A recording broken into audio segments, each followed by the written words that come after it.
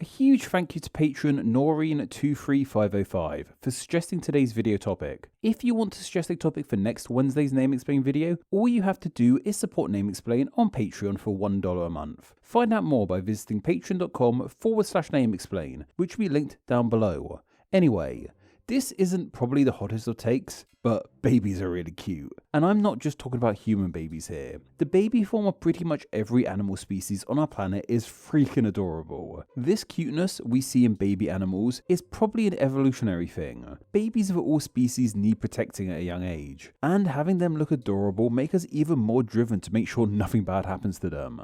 This cuteness extends to beyond just their physical appearance, however, as most baby forms of animals have equally adorable names too. Like, we don't just call this a baby dog, we call it a puppy, or this isn't a baby frog, but a tadpole. And for some reason, baby kangaroos go by the cute name of Joey. Like, this wouldn't be as cute if they were called Joseph or something, and no offense to any Josephs watching, I'm sure you're adorable too. We have to ask ourselves, why exactly do creatures get specific names for the youngest stage of their life? Like, why don't we just call it a baby dog?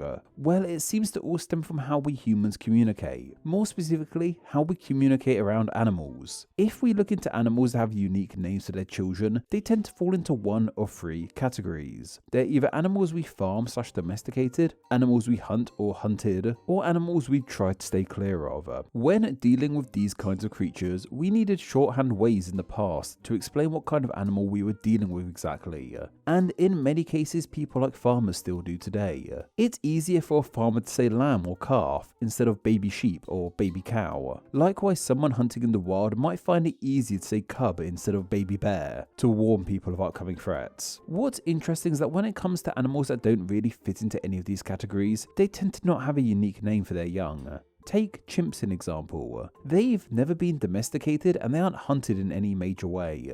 This is why their kids are just called baby chimps, as opposed to having a more unique name like a chimpling or something. Chimpling was a word I just coined by taking the word chimp and adding the ling suffix on the end. This is a common way in which we form names of baby animals, it seems. Many baby animal names are simply adaptations of the names of the animals in their adult form. We perhaps see this best with a word like duckling. This is simply the word of duck with that ling suffix added on the end too.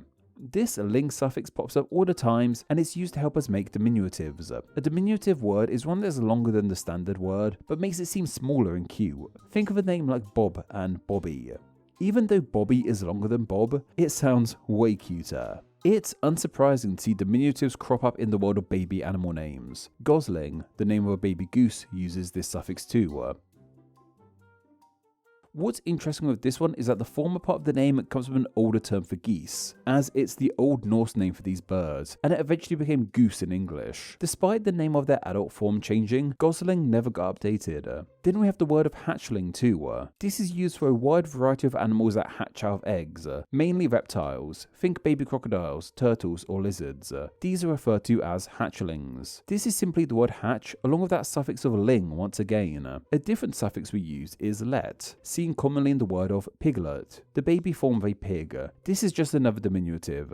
And like, pigs are my favourite animals, so any chance to chat about them I really will go for it. There's also the term of farrow for young pigs too, which comes from the German Ferkel, which simply means a young pig. But sometimes when we adapt an animal's name to make a baby name, we don't add to it, but rather remove from it. This is best seen with the term of chick, which is simply a shortening of chicken. What's interesting, however, is that chick is used today for more than just baby chickens. Many baby forms of birds are simply referred to as chicks. These are all examples of baby animal names sounding a lot like their adult forms, but we also have a plethora of baby animal names which sound nothing like the titles they go under as a grown-up. The best example has to be puppy, the word we use for baby dogs.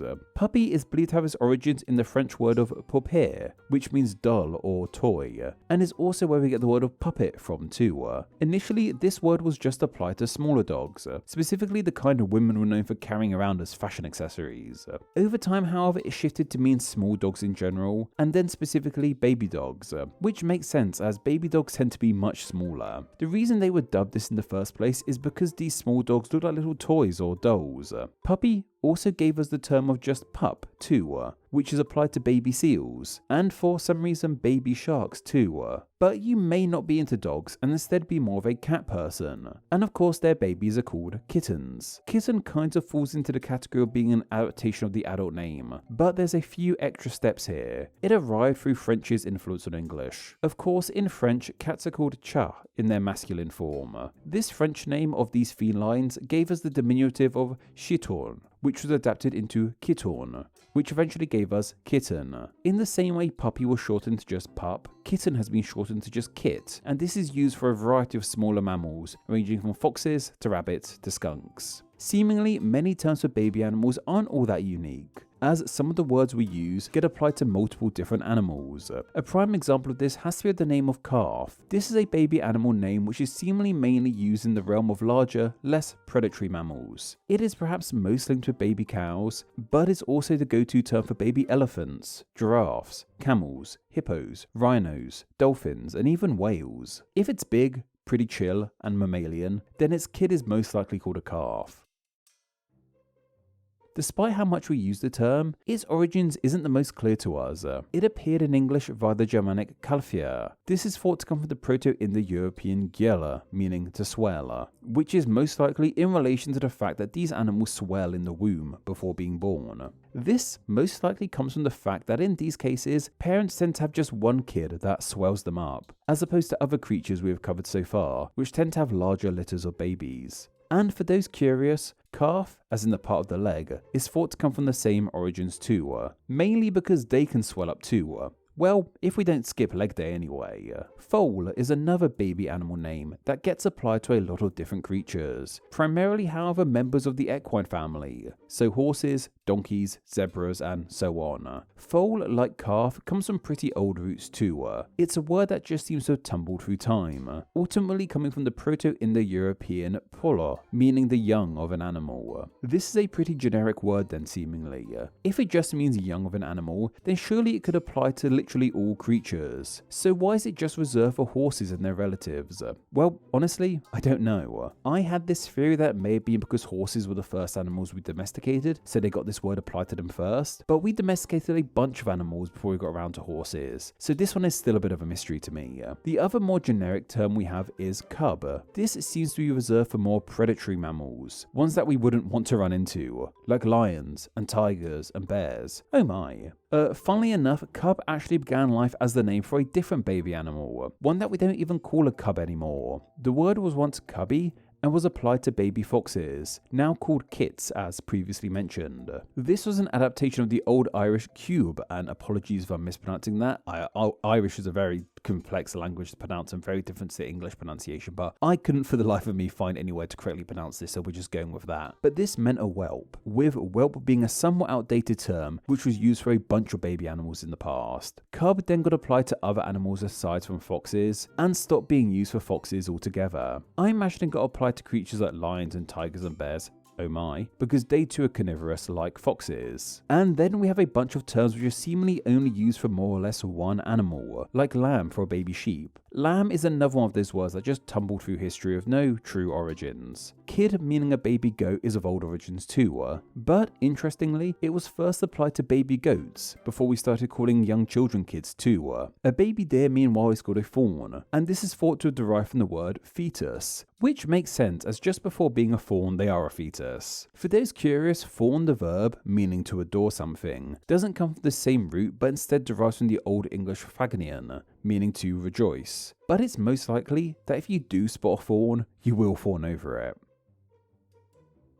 Cygnet, the name of a baby swan, comes from the French name of their adult form of cygne. This is another case of the adult name changing in English but not the baby form, like we saw with geese and goslings. Tadpole is the term for a baby amphibian, like a frog or toad. These are also kind of their own thing, and eventually morph into their adult forms. The name is a compound of the Old English word of tad, meaning toad, and pole, meaning head, which makes sense as they are primarily just a head, with a little tail attached to it too. And then we have the term of joey, used for baby marsupials, mainly linked to kangaroos, but also used for creatures like wallabies and koalas too. This is a weird one. Joey is of course a word that started life as a shortening of Joseph, but we aren't exactly sure as to why it got applied to baby marsupials. The leading theory is due to Australian English and its habit of using human given names in more generic ways. We see this with the use of the name Sheila used in Aussie English too for women in general, which is also seen as somewhat derogative, so sorry to any Aussie women watching this video. But following this logic,